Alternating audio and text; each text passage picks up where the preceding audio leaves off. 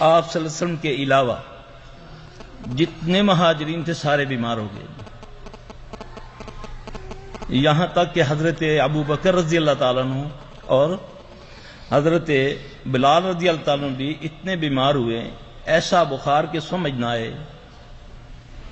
انہوں نے مکہ کی تعریف اور مدینہ کو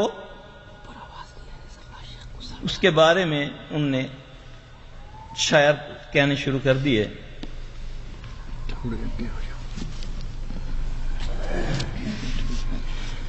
رسول اللہ صلی اللہ علیہ وسلم کو اس بات کا کافی فکر تھا۔ آپ صلی اللہ علیہ وسلم ایک دن دعا فرماتے ہیں، اے اللہ مدینے کی فضا کو